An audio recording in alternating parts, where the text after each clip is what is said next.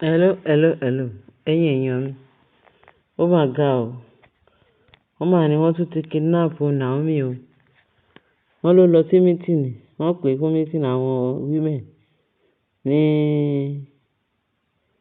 ní palace ní Ifẹ̀. Wọ́n náà àwọn ti gbọ́ pé Naomi ti dé sáàfin padà lẹ́yìn atótónu tí kábíyèsí àti ìyá Nífá ní táìmù yẹn tó ní tí kábíyèsí kò bá lọ mú ìyá Nífá padà òun ò ní padà sáàfin. Wọ́n dẹ̀ ti parí ìjà, Naomi ti wá sáàfin.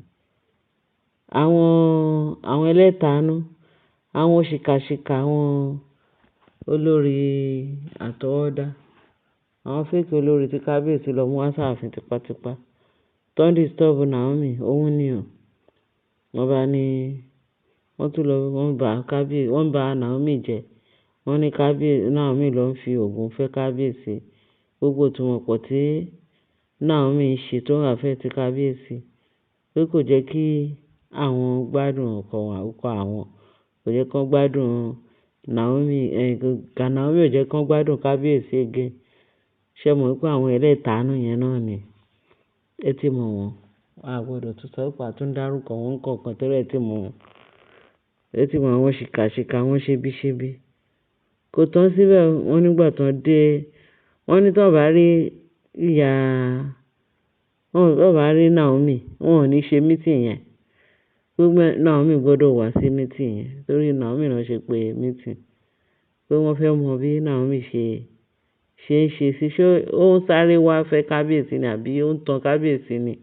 Ojoojúmọ́ mò ń lọ s'Ákúrẹ́. Báwọn fẹ́ béèrè lọ́wọ́ Naomi pé ṣé lóòótọ́ ló nífẹ̀ẹ́ kábíyèsí àbí ìfẹ́ àìṣẹ̀tàn ni torí a gbọ́ pé ṣe ló ń lo oògùn láti fi fẹ́ kábíyèsí. Pé gbogbo hílàhílò tí wọ́n ń ṣe láàfin pé Naomi ló jẹ́ kí ààfin má rojú káàfin má tòrò pé nígbà tí kábíyèsí ti lọ mú Naomi padà sí ààfin, òun ni ààfin dàrú. Wọ́n ní ariwo àwọn olórí yẹn ti pọ̀ jù. Wọ́n bá ní nísìnyí tí Naomi dẹ̀ ti dé padà sí ààfin pé àwọn ará Ifẹ̀, àwọn obìnrin ilé Ifẹ̀ wá ṣe meeting. Pé kán béèrè question méjì mẹ́ta lọ́wọ́ Naomi. Lóòótọ́, Naomi débẹ̀ wọ́n dẹ̀ bẹ̀rẹ̀ sí ní béèrè question lóríṣiríṣi. Bí ó ṣe ń fi kábíyèsí lẹ̀ gbogbo ìgbà. Pé wọ́n gbọ́ pé kábíyèsí pé ó ń lo nǹkan fún kábíyèsí. Òun ni kábíyèsí ṣe nífẹ̀ẹ́ Naomi tó jẹ́ pé kábíyèsí ò bá rí Naomi kò lè sùn kò lè wo. Pé therefore àwọn fẹ́ béèrè question lọ́wọ́ Naomi. Nígbà tí Naomi dé dé, wọ́n ní wọ́n ń throw question lọ́tùn lósì fún. Gbogbo wọn kẹ̀dẹ̀ rí.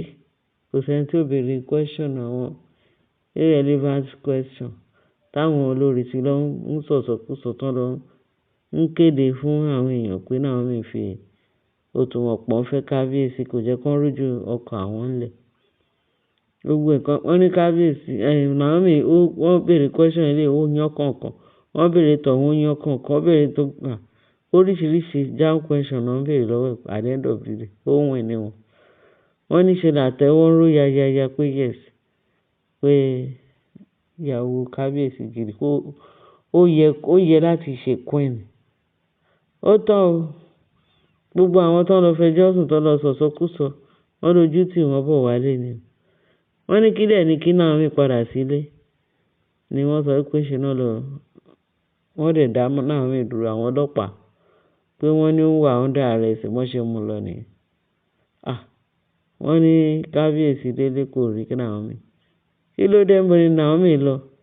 At the end of the day, wọ́n wá Naomi, wọ́n gbé fóònù ẹ̀. Kábíyèsí ló ń pe fóònù Naomi. Ó ní ẹ̀pá àwọn ti close meeting pé òun bọ̀ nílé. Naomi ò máa délé títí dìsìn tá à ń sọ o. Wọ́n bá ní wọ́n wá ń wá Naomi. Ló kìí ṣe kékeré o.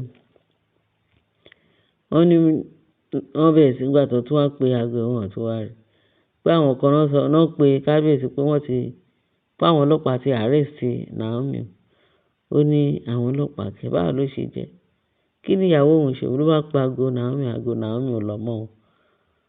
bí kábíyèsí ṣe bẹ̀rẹ̀ sí ní pé police station. Àwọn police station tí kábíyèsí mọ̀ tó máa ń arrest Naomi lọ tó ń pé gbogbo ẹ̀ ní kábíyèsí ṣe investigation. Àwọn ọlọ́pàá ní wọn arrest anybody wá sí station. Wọ́n náà pé ti Ilé Ifẹ̀, ó ní kò sí station kankan tí wọ́n mú arrest Naomi wá. Wọ́n ti pé t'Àkúrẹ́, wọ́n ní kò sí station kankan tí wọ́n arrest Naomi, pé àwọn kọ́ làwọn arrest Naomi. Nígbà tó wádìí lọ wádìí bọ̀, wọ́n ní kábíyèsí wá lọ ṣe yẹ̀mí wò lọ́dọ̀ àwọn síà. Wọ́n débẹ̀ kí wọ́n ní pé kì í sí ọlọ́pàá, kó sọ ọlọ́pàá kankan tó mú Naomi o, pé kidnapper ni wọ́n, pé àwọn pípín yẹn pọ̀ kàn wọṣọ ọlọ́pàá. Aṣọ ọlọ́pàá tó ń wọ̀ òun náà fi disguise tẹ́ fi mọ̀ pé fi lérò pé bóyá ọlọ́pàá. Wọ́n dẹ̀ nígbà tó yẹ sáwọn ọlọ́pàá kankan tí station kankan tó sọ pé wọ́n mú Naomi. At the end of the day, bọ́n ṣe bẹ̀rẹ̀ bí kábíyèsí ṣe kò sí ni tó bẹ̀rẹ̀ sí ní ìwà Naomi o. Wọ́n ní wọn ò rí Naomi o. So wọ́n ní kábíyèsí ti dààmú gan-an láti àárọ̀ tó ti ṣe meeting tán. Wọ́n ní kábíyèsí wá pé woman leader ń bo ni Naomi lọ. Wọ́n ní ó ti pẹ́ tí wọ́n ti close, Naomi dẹ̀ ti padà sí Ifẹ̀. Wọ́n ní Naomi ò dé Ifẹ̀. So wọ́n dẹ̀ ní woman ó pe kábíyèsí kó pè wọ́n láàfin pé bí Naomi ṣe ń drive lọ́kàn double cross ẹ̀, pé òun wà ṣọ́ọ̀bù tó wọ́n ń tajà o. Pé síwájú ṣọ́ọ̀bù òun náà ti kidnap Naomi. Wọ́n double cross ẹ̀, wọ́n wọ́ jáde, wọ́n fi handcuff sí lọ́wọ́, wọ́n ti sínú mọ́tò wọn. Àti mọ́tò àwọn ọlọ́pàá yẹn tó ń pera àwọn ọlọ́pàá pé wọ́n ń ṣe ọlọ́pàá, pé kàn wọṣọ ọlọ́pàá ni o. Wọ́n ní àwọn ọ̀pá àwọn pípọ̀ yẹn ti gbé Naomi lọ pé torí ẹ̀ ló ń ṣe pé wọ́n ní irú mọ́tò wo nìyẹn, báwo ló ṣe rí nọ́mbà báwo. Wọ́n lóbìnrin yẹn sọ pé òun ò kàwé o, òun ò mọ irú kíní o, pé òun ṣàmọ̀ pé àwọn ọlọ́pàá ni, pé wọ́n wọṣọ ọlọ́pàá. Wọ́n dẹ̀ ti kábíyèsí ti àwọn ti gbé gbogbo ọ́fíìsì ọlọ́pàá pé wọ́n ní wọ́n gbé Naomi kọjá lọ sílé ọlọ́pàá. So wọ́n á sọ fún wọn ní kábíyèsí wá bẹ̀rẹ̀ sí ní wá Naomi pé ó máa dààmú gan. Pé wọ́n ti lọ pé kábíyèsí ṣe lọ pé Adeleke ni. Adeleke ó ṣiṣẹ́ lé o, wọ́n ti kidnap Naomi o. Ṣé ẹ mọ̀ wípé àwọn kan sọ pé kí ló dé tí kábíyèsí àti Naomi tọ́hún kì í gbọ́rọ̀ báyìí? Kí ló dé tí Naomi màmá ìjáde tó mọ̀ pé ọ̀tá pọ̀ everywhere tó jẹ́ pé tójú tìyẹ́ làparò fi ríran. Naomi tó sọ pé òun ò fẹ́ kóun máa rìn pẹ̀lú àwọn security, ó dẹ̀ wọ́n pé ọlọ́ta rẹpẹtẹ. Tọ́wọ́ pé ó tẹ̀lé àwọn tí security bá tẹ̀lé, ìwọ̀nba ni irú nǹkan ilé máa ṣẹlẹ̀. Nísìnyí tó ọmọ ibikíbi tí ó wà báyìí, wọ́n lọ sí pé Adeleke, pé Gọ́vùnà Adeleke nìkan lọ. Kọ́ bẹ̀rẹ̀ sí ní máa àwa Naomi o. So ẹnu ẹ̀ náà wà sí ẹ̀yin èèyàn wa. Ẹ bá share, kẹ́ bá like, kẹ́ dẹ̀ bá fi tó kù sí comment section. Tá bá ti rí Naomi, àjẹkẹ́ gbọ́. Ẹ ṣé gan, ẹ bá share, kẹ́ bá like, kẹ́ dẹ̀ bá fi tó kù sí comment. Ẹ ṣé gan bẹ́ẹ̀ ṣe ń tẹ́tí sí wa. Ó dìgbà náà.